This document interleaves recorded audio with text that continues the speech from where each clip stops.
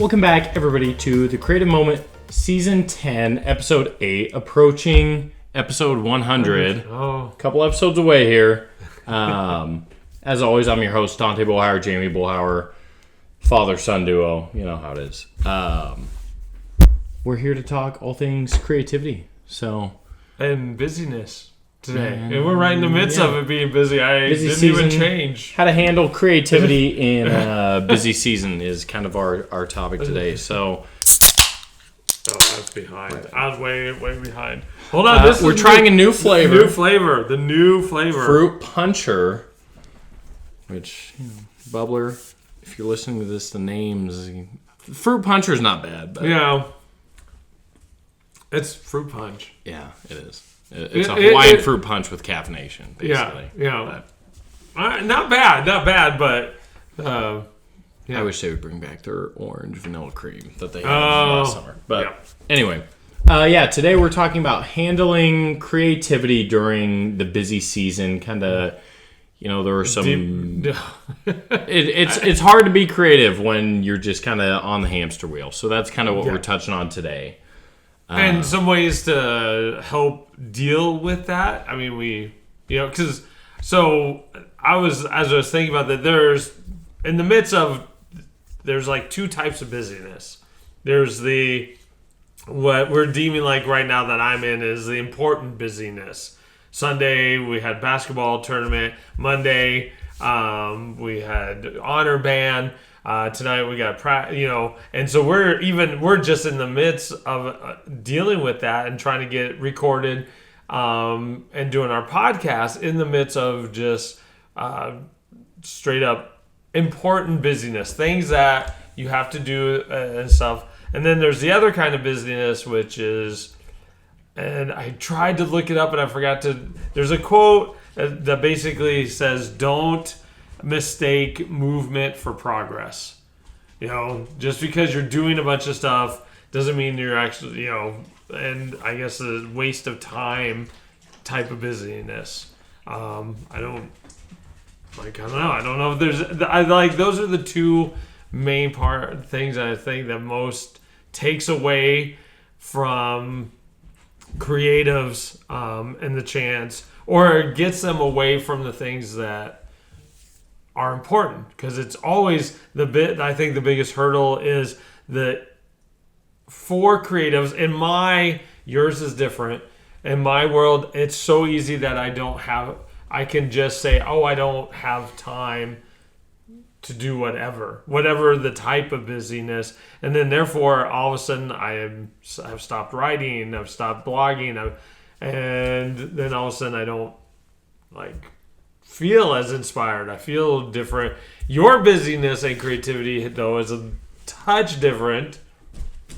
The same principles apply. So the movement is, or don't mistake movement for progress, is a quote that I've heard. Yeah, I don't know if that's Peter McKinnon. I agree with it, because I was reading studies on how you should structure your day, and they always say do the most productive stuff in the morning because by the afternoon you're tired, whatever. But it mentioned that quote when it said you will be most productive in the morning. So if you do your kind of minimal, not really progressive movements in the morning, you will think that you had a more productive day than you did. If you just answer emails, which is still, it's progressive, but it's not, you're not working on projects, whatever. So you should structure the hardest parts of your day in the morning, because that's when you're most productive.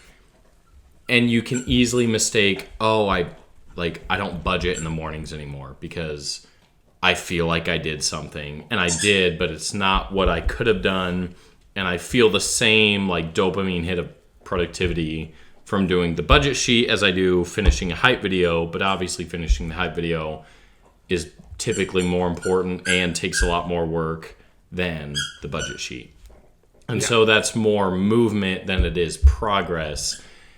And so that that quote resonates a lot when I schedule out my day, because I don't want to do the minimal tasks or the just lateral tasks early, because that's when you're most productive, whatever.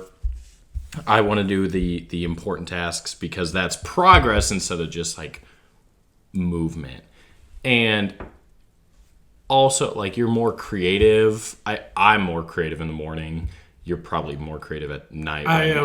When everybody's like, it's finally quiet down. And yes, I drink coffee like at 9 o'clock at night, but it's because the environment is. Yeah, so in the morning for me is when I'm the most creative, and to ruin that kind of period when I'm to budget or to answer emails is not what I should be doing. And so it's more movement rather than progress. Yeah. And there's two that and I've mentioned, I should look that up too, is that one way to handle busyness. And some people, I don't know how they get through life not having some schedule, But I see those people, they're frazzled a little bit. They're always maybe a little and again, I should really look this up again. There's a TED Talk that was about make sure you schedule the important things to you. Even when you're at college and stuff, don't schedule when you need to study. Schedule when you need to spend time with friends. And then that's the stuff that keeps you energized. That's the stuff that may progress if you're doing, in our world, creative things. And then you fill in the rest of it with the busy things, the blocks when you can study and other aspects. But it was a way, I like the idea. Schedule the important things, because one of the other hurdles of busyness is or just the idea that you've done stuff and haven't, it draws you away from the components of your life, that whether it's spending time with family, whether it's going out and taking photos when the weather is kind of cool, different, because you get trapped in that momentum of just doing things. So if you've got those scheduled, or you keep to your schedule, like in the morning, I don't schedule my nighttime thing, but it's kind of such a routine now that when everybody's kind of getting about to bed, I know I put my headphones on for a little while, and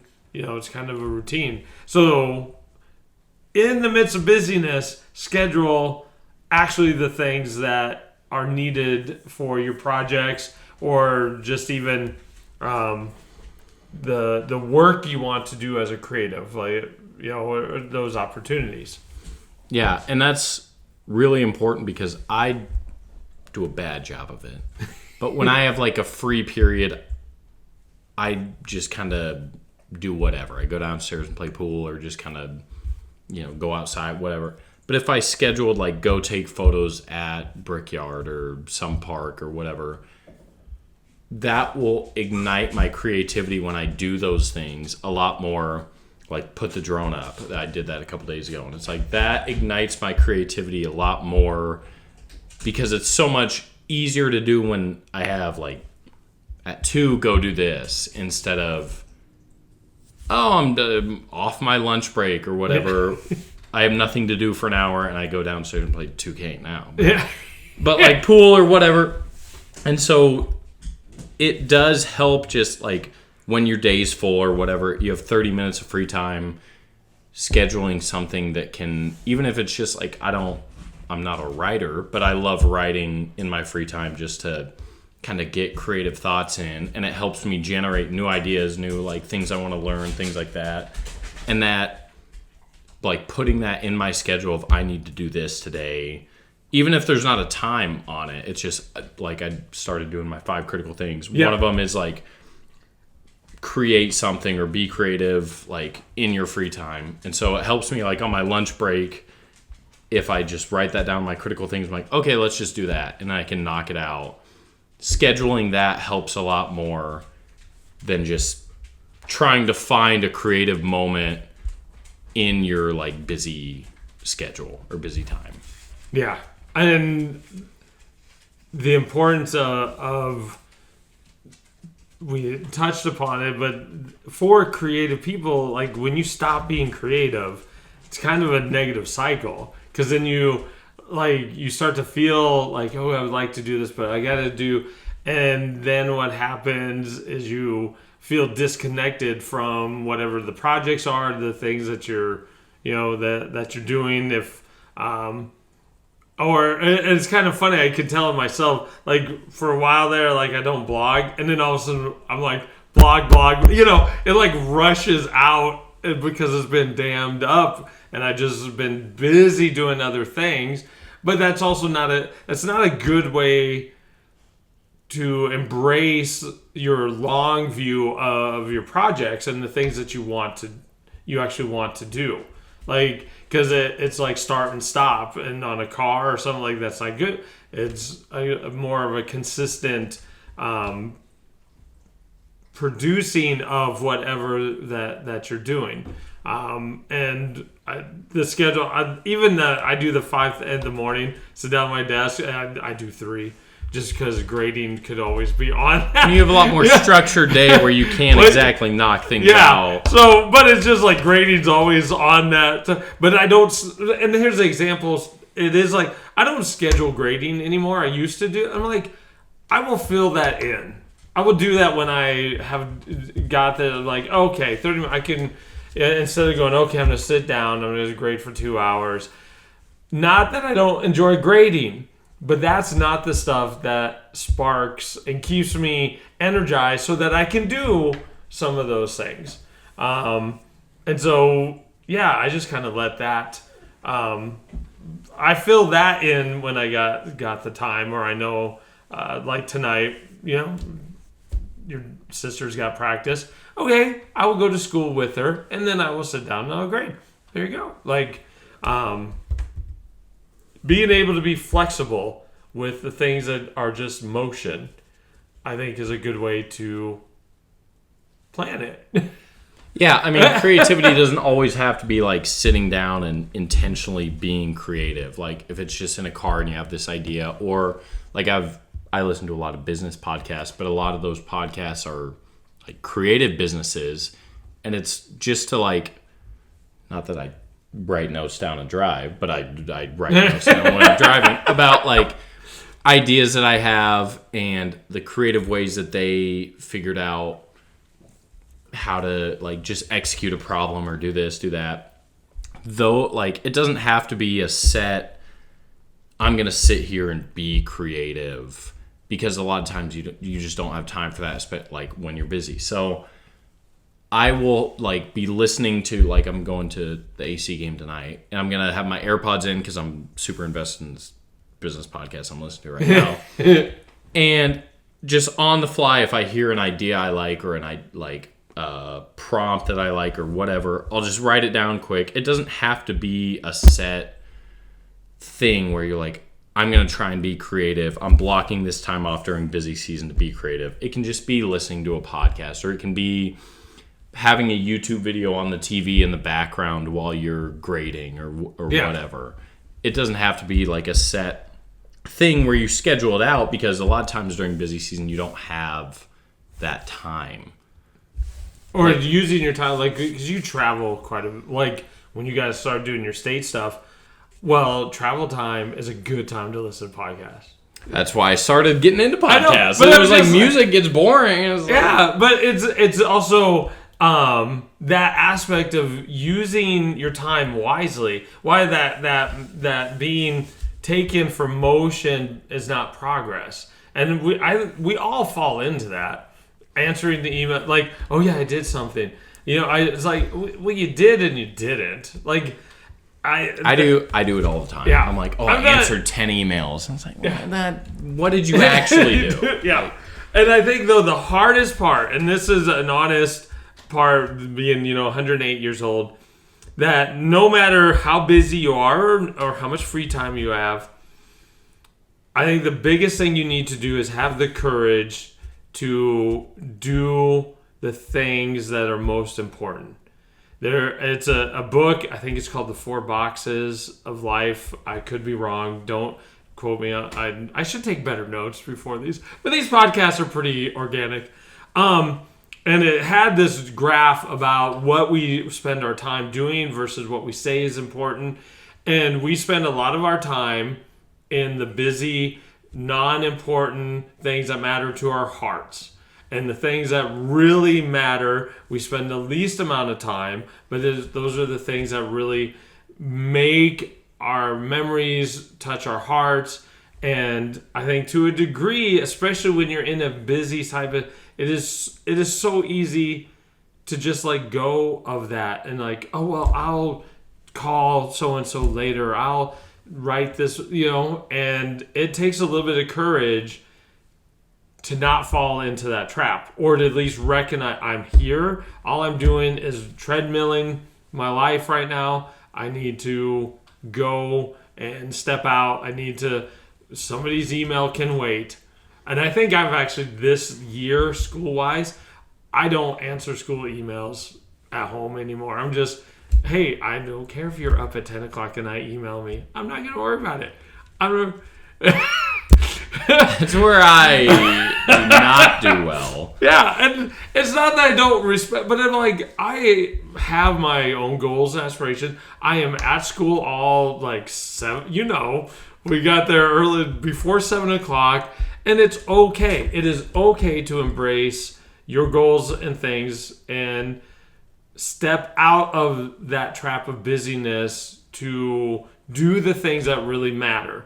Now, you should be responsible, do the but 108 years old, I'm learning stuff too, how actually important it is to do the things that matter more to our spirit, our hearts, than just answering all these dang emails. Well, and that's where I struggle, not necessarily just on the email front, but when like money is involved, it's harder to say, I just want to get like, last night we were supposed to get the Northern Lights. We didn't, but I wanted to go shoot those and like would walk outside and like take a long exposure on my iPhone to see if they were there.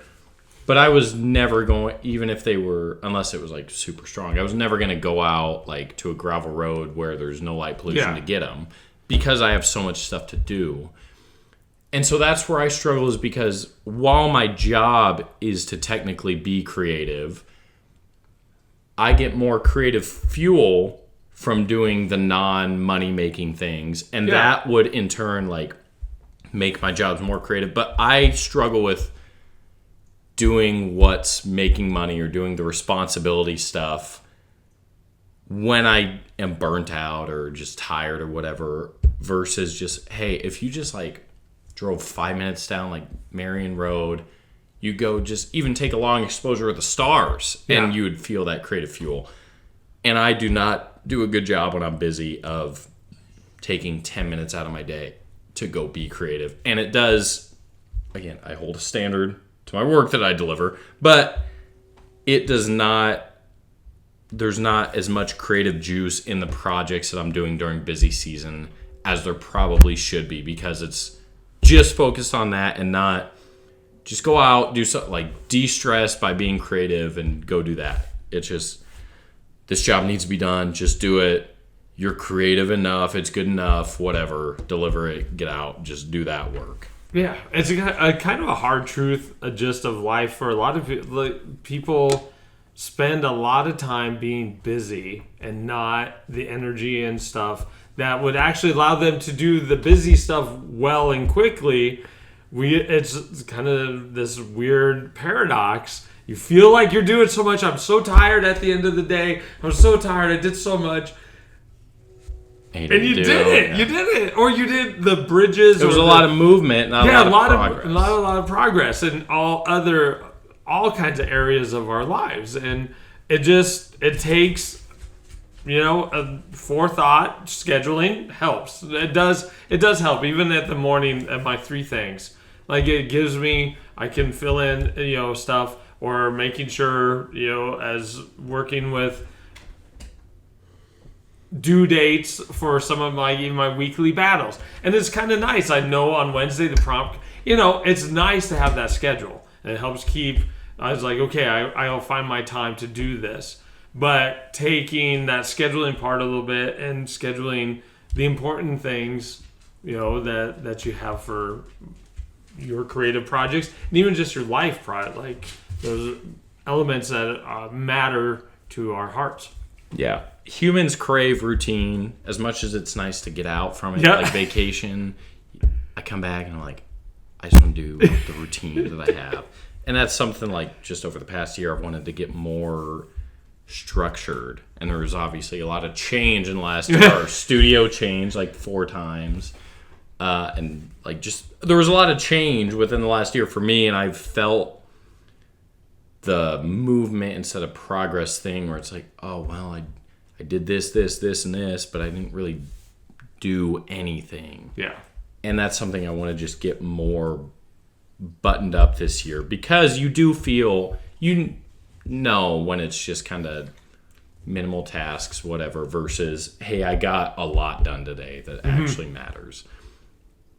And I need to be better. I'm like first to raise my hand that I have not done a good job of that, and that's something I've tried to turn around this year, because it's kind of like the quote of when you say, I want to redo the kitchen, or I want to, whatever, that gives the same like dopamine hit as actually doing it. So you'll see a lot of people that talk to you and have all these lofty dreams and never do it, because it gives the same kind of happiness that it does to actually do it. And that's something I want to reverse personally, because not that I was like saying a bunch of stuff, but it's just that like movement over progress where I was like, oh, I got a lot done today. I didn't really get impact stuff done. Yeah. So yeah, that's kind of our and we're living it, like we're trying. Yeah. Like that's why I'm in a tie again. This season has really actually been filled with change, busyness, like different stuff. So yeah. So that's the Creative Moment, Season 10, Episode 8. Again, we're approaching Episode 100 here in just 2 episodes now. Thank you for all those that have stuck around for all 98 episodes. Again, we're on Spotify, Apple. We have video on YouTube and Spotify, but our video kind of lives on YouTube. And yeah, we appreciate all your subscriptions, views, likes, comments, all that good stuff. And yeah, we'll see you guys in a couple weeks.